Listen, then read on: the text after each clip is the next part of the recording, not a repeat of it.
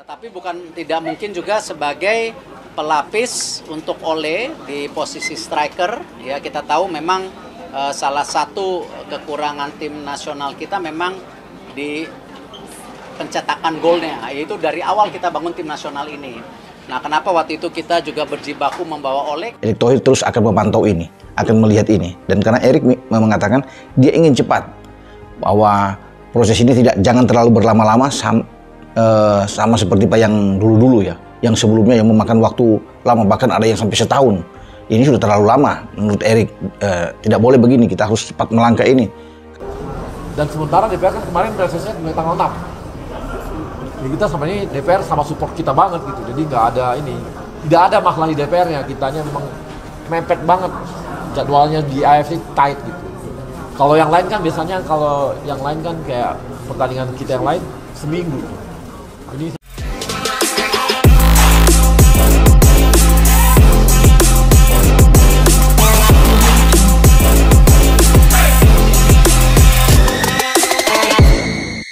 siap cetak sejarah baru. Erick Thohir akan proses naturalisasi Erling Haaland, striker asal Norwegia jelang round 4 Piala Dunia.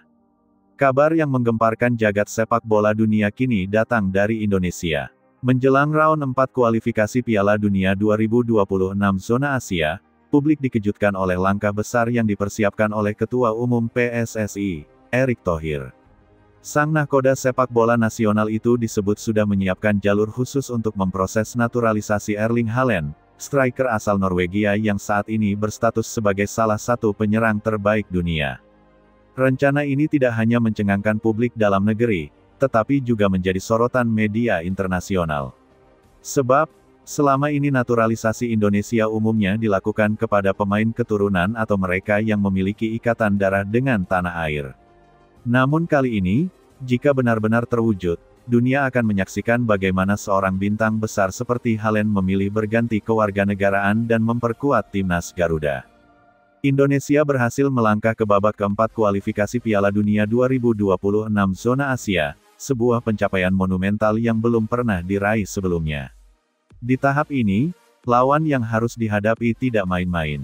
Nama-nama besar seperti Arab Saudi, Jepang, Korea Selatan, dan Irak berada di jalur yang sama dengan skuad Garuda. Kehadiran Patrick Kluivert sebagai pelatih kepala yang didampingi oleh Shin Tae-yong membuka jalan bagi perubahan strategi besar. Keduanya memahami bahwa Indonesia butuh sosok penyerang kelas dunia yang mampu menjadi pembeda di laga-laga krusial. Disinilah nama Erling Haaland muncul. Erick Thohir melihat peluang ini bukan sekadar mimpi kosong. Sebagai sosok yang memiliki jaringan global, baik di dunia olahraga maupun politik internasional, ia punya modal kuat untuk membuka pintu naturalisasi. Haaland saat ini dikenal sebagai striker paling produktif di Eropa. Berseragam Manchester City, ia sudah mencetak puluhan gol dalam satu musim Liga Inggris dan menjadi top skor Liga Champions. Dengan tubuh tinggi menjulang, kekuatan fisik luar biasa, serta insting predator di kotak penalti, Haaland adalah tipe penyerang yang sulit dihentikan. Bila Indonesia mampu mendatangkan Haaland ke skuad Garuda, maka peta kekuatan Asia akan bergeser drastis. Garuda yang selama ini hanya dianggap kuda hitam, akan langsung naik kelas menjadi tim yang ditakuti. Bayangkan, kombinasi serangan yang dirancang oleh Kluivert, didukung kecepatan pemain muda Indonesia, dan dituntaskan oleh finishing Haaland.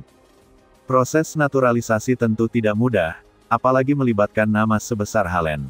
Namun kabarnya, dukungan politik dari pemerintah sudah mulai terbentuk. Presiden, DPR, hingga kementerian terkait diyakini siap memberikan jalur percepatan jika memang ini menjadi program strategis untuk mengangkat nama Indonesia di kancah dunia. Erick Thohir dikenal piawai dalam melobi dan membangun komunikasi lintas sektor.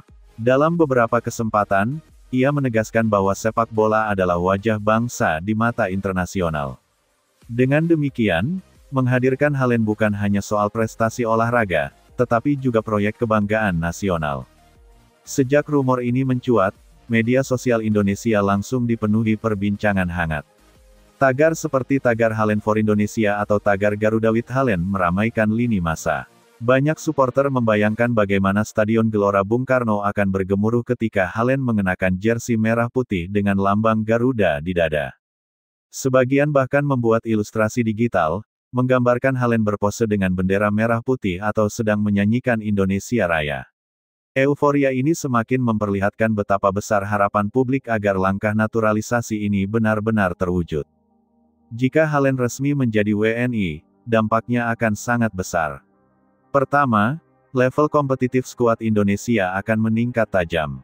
Haaland bisa menjadi mentor langsung bagi striker muda lokal seperti Hoki Caraka, Rafael Struijk, hingga Marcelino Ferdinand yang sering ditempatkan sebagai second striker. Kedua, Indonesia akan memiliki senjata utama dalam menghadapi tim besar Asia. Selama ini, kelemahan timnas Garuda sering terlihat di lini depan, terutama dalam hal penyelesaian akhir. Dengan Haaland, peluang mencetak gol di setiap pertandingan akan meningkat berkali lipat. Ketiga, mental bertanding pemain lokal akan terdongkrak. Bermain bersama bintang kelas dunia akan meningkatkan rasa percaya diri sekaligus standar profesionalisme di dalam skuad. Jika proyek ini berhasil, Indonesia akan menjadi negara pertama di Asia Tenggara yang mampu menghadirkan superstar dunia ke tim nasional. Media internasional dipastikan akan menyoroti langkah ini. Federasi Sepak Bola Dunia, FIFA, pun tentu akan memantau jalannya proses legalitas naturalisasi. Meski demikian, peluang itu tetap ada. Dalam aturan FIFA, seorang pemain boleh berganti federasi jika memenuhi syarat hukum kewarganegaraan negara baru. Bahkan, skenario ini bisa membuka mata dunia bahwa sepak bola modern tidak lagi terbatas oleh sekat geografis. Siapapun bisa menjadi bagian dari sebuah bangsa jika ada ikatan dan komitmen kuat. Tentu saja, langkah besar ini tidak akan lepas dari pro dan kontra. Ada sebagian kalangan yang menilai naturalisasi Haaland justru akan menghambat perkembangan pemain lokal. Namun di sisi lain, mayoritas publik berpendapat bahwa kehadiran Haaland bisa menjadi katalis positif. Kontroversi juga bisa muncul di level internasional, khususnya dari kubu Norwegia. Sebagai negara asal, mereka tentu tidak ingin kehilangan ikon besar yang sudah menjadi andalan tim nasional mereka. Akan tetapi, jika Haaland memilih jalur berbeda, maka itu adalah hak pribadi yang harus dihormati. Proyeksi menuju round 4. Round 4 kualifikasi Piala Dunia akan dimulai Oktober tahun 2025. Indonesia sudah dipastikan berhadapan dengan tim besar seperti Arab Saudi di laga pembuka. Pertandingan ini akan menjadi ujian pertama seberapa jauh kekuatan Garuda di level tertinggi Asia. Jika naturalisasi Haaland bisa diselesaikan sebelum laga tersebut, maka Indonesia akan memiliki modal kepercayaan diri luar biasa. Bayangkan, menghadapi Arab Saudi dengan striker sekelas Haaland tentu akan memberi kejutan besar. Supporter pun diyakini akan memenuhi stadion, baik di kandang maupun tandang, untuk menyaksikan sejarah baru itu. Visi besar Erick Thohir. Erick Thohir bukan sekadar ingin membawa Indonesia lolos ke Piala Dunia. Lebih dari itu, ia ingin mengubah wajah sepak bola nasional. Dengan menghadirkan Haaland, dunia akan melihat bahwa Indonesia serius menatap masa depan. Langkah ini juga sejalan dengan program jangka panjang pembinaan usia